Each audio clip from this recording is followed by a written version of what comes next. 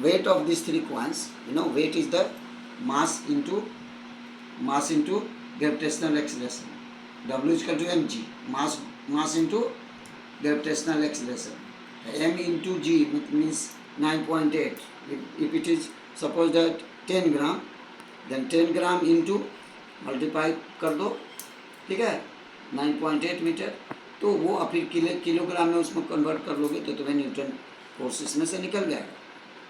तो देखिए इसमें हम यही दिखाने की कोशिश कर रहे हैं कि ये एक्सपेरिमेंट यही कह रहा है कि भाई फोर्स ऑफ फ्रिक्शन यहाँ लग रहा है। एक तो चीज़ हो गया कि more the weight, more the force applied and that make the car to move.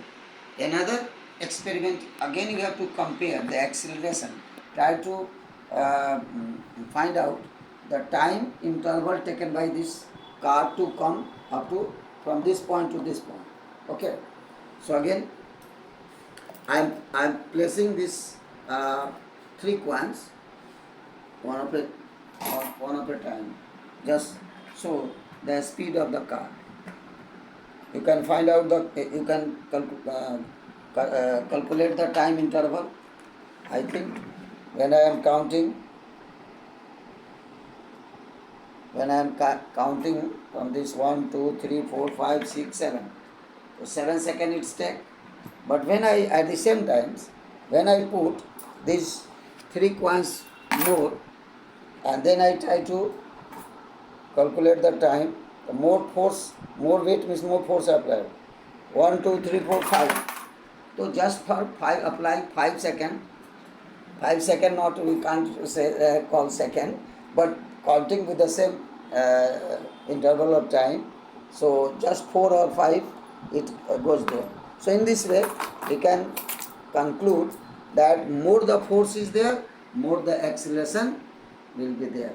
यही आपका यहाँ कह भी रहा है। देखिए कि जब इसमें फोर्स ज़्यादा लगाएंगे तो एक्सीलरेशन ज़्यादा होगा और फोर्स कम लगाएंगे तो एक्सीलरेशन कम होगा। तो आप जानते हो यहाँ आप देखो इस जगह कि S is equal to half AT square.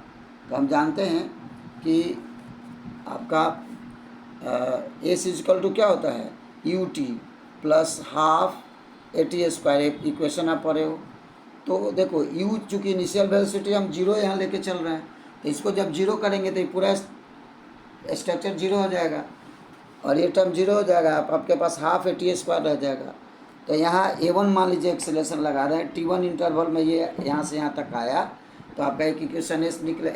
S तो सेम है, ये डिस्टेंस तो सेम है, टाइम केवल अलग अलग लग रहा है। क्यों? क्योंकि हम फोर्स अलग लगा रहे हैं, तो एक्सेलरेशन अलग भी रहा है, तो A और T हमारा अलग हो रहा है। तो यहाँ देखिए हाफ A1 और T1 स्क्वायर और यहाँ हाफ A2 और T2 स्क्वायर। मतलब जब हम फोर्स लगा रहे हैं, अलग फोर्स लगा रहे हैं, F1 और F2 लगा रहे हैं, तो उस समय हमारा A1 और A2 एक्सेलरेशन हो रहा है और टाइम इंटरवल रहा है T1 स्क्वायर और T2 स्क्वायर। अब जब कहता है कि इक्वेटिंग बोथ द इक्वेशन, आपके कांस्टेंट है, हाफ कट जाएगा। अब ये A1 T1 is equal to A2 T2 है।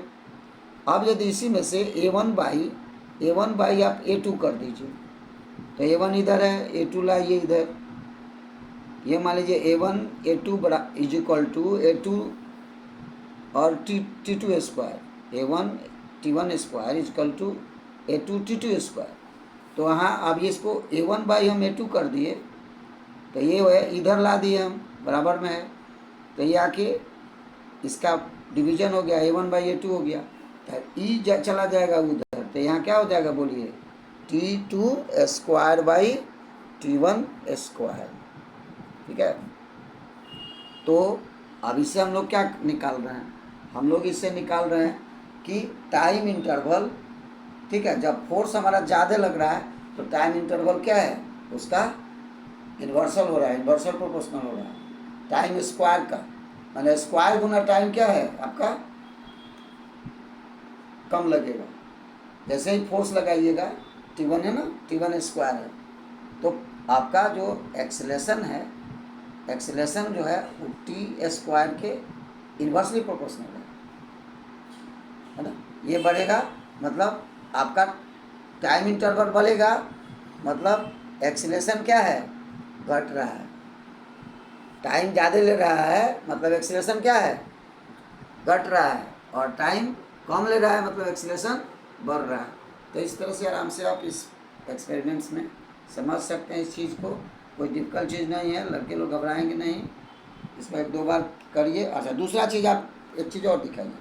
दूसरा चीज़ हम ये दिखाना चाहते हैं, देखिए ये स्मूथ सरफेस है, तो स्मूथ सरफेस ऑफर करता है लेसर फ्रिक्शन और रफ सरफेस में फ्रिक्शन। तो ये देखिए यहाँ जैसे ही हम ये 1 रुपया का छोटा वाला कॉइन्स रखेंगे, ये इसको मूव कराने लगा। देखिए ये मूव करना शुरू कर दिया। अच्छा, इसको एक छोटा रखा, तो ये इसको मूव करना शुरू कर दिया। देखिए मूव कर रही है, ये आराम से मूव कर रही है, यहाँ तक मूव करके जा रही है।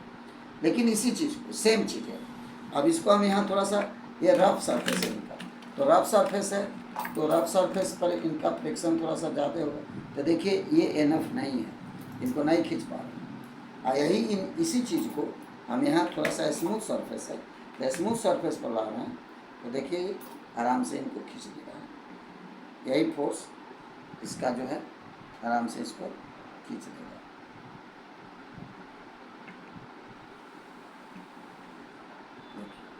खींच रहा है, यही फोर्स आराम से, ये फोर्स खींच रहा है। दो हमने इस पर 2 गाड़ियाँ रख के इसका वजन बढ़ाया है। एक वजन कर देंगे तो यही खींच लेगा काफ़ी। हमको लगता है देखिए हटा दिए इसको, तो यही खींच लेगा। इसको देने की ज़रूरत नहीं है। देखिए इसका वेट ही इसको काफ़ी है खींचने के लिए। देखिए अब देखिए यहाँ रफ कर दिए तो क्या वो खींच रहा है, तो रफ पर भी खींच रहा है, लेकिन दोनों का स्पीड में अंतर, यहाँ नहीं खींच पा रहे हैं। देखिए फ्रिक्शन बढ़ गया, नहीं खींच पा रहे हैं, यहाँ नहीं खींच पा रहे हैं, वही चीज़ तो है। और फिर यहाँ रखते हैं, देखिए यहाँ रखते हैं तो ये खींच लेंगे, यहाँ खींच पा रहे हैं। तो क्यों, ये सरफेस क्या है, स्मूथ है, और ये सरफेस क्या है, रफ है। तो smooth surface offer minimum resistance और rough surface offer more resistance. In this way, is it clear to all? Thank you.